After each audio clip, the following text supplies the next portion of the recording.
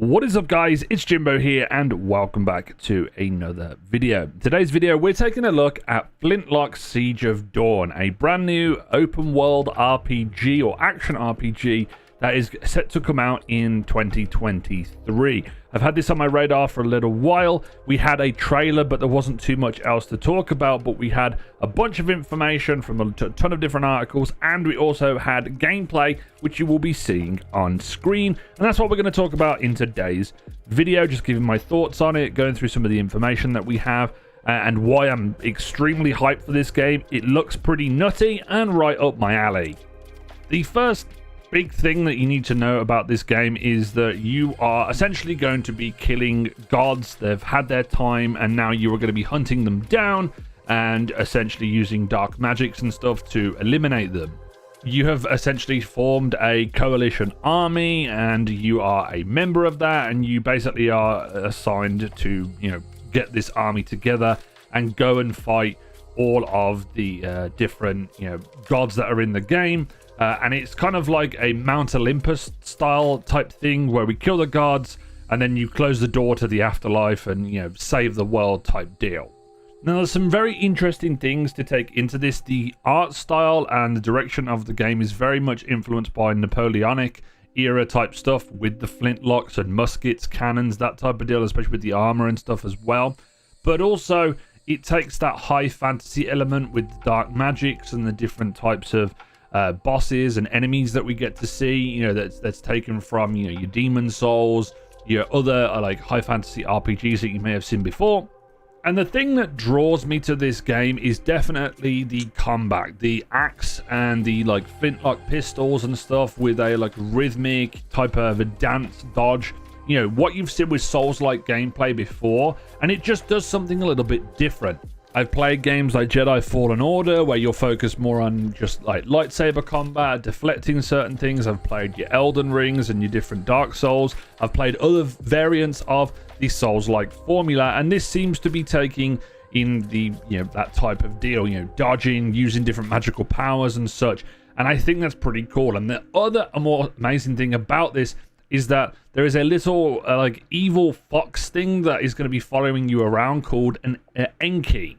An Enki essentially is this little fox that's going to be able to help you out in combat. It's also going to be able to, do certain things when you are, playing throughout the game, i.e. via movement. And they said that the Enki has this really cool ability that allows you to like traverse the world. It has these little triangles that you'll see a lot in the trailer. And at the start of the game, you won't have these available to you, but as you go through and you get these different points and stuff, you do more things, you'll be able to traverse the world.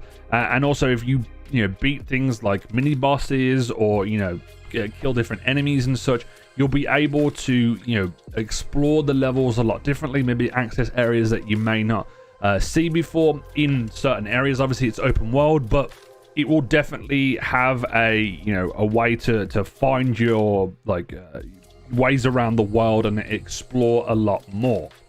A little bit more on combat. They have said that they're taking a little bit of influence from, like, Tony Hawk, and that you will get points for doing tricks as combining different moves together. So that'll be something that's very, very interesting. And then if you get like these points that you'll be able to spend, you can get things like for more like black powder or different things that allow you to get upgrades and stuff. And they have said that there is going to be like a bonfire save point type system where you will have a little camp which will grow and expand as you start playing through the game, as you gather more people into this coalition army that you have. And then by the end of the game, or a decent way through the game, you should have caravans around you, so there'll be different interactions with NPCs and stuff like that. And I think it's very cool that they're taking a lot of inspirations, and they're trying to do things a little bit different to what we've seen before. They seem to be taking a lot of inspiration from a variety of different open world games. They mentioned in a couple of different articles about The Witcher, about Spider-Man, about Dark Souls or the Souls-like genre, Fallout. So there's a lot of inspiration there when it comes to being like into the game. And my overall thoughts on what we've got to see so far and the things that I've read is, one, I really like the combat and the setting this time around. I'm not usually a high fantasy type of guy, but this looks really cool. It looks like something different combined with like realistic and, fantasy. And then I also really like the world. The world looks really cool from visually, the different movement systems and such. And I'm hopefully going to enjoy the combat as well. And I'm very, very excited to see what they do with different boss fights and how difficult the game will be, how they're going to manage difficulty, whether or not it's going to be too hard or it's going to be just difficult enough, and how they'll do all of that. And I'm really excited to see, where this game goes. And it looks pretty damn awesome. And hopefully the team at A44 Games nails it. I'm really excited for it. So yeah, if you think this is going to be a good game, this is right up your street, let me know down in the comments section. And as always, make sure you like the video, subscribe to the channel if you haven't already, make sure you hit the notification bell as always. And this is Vintage Jimbo. I'll see you guys next time.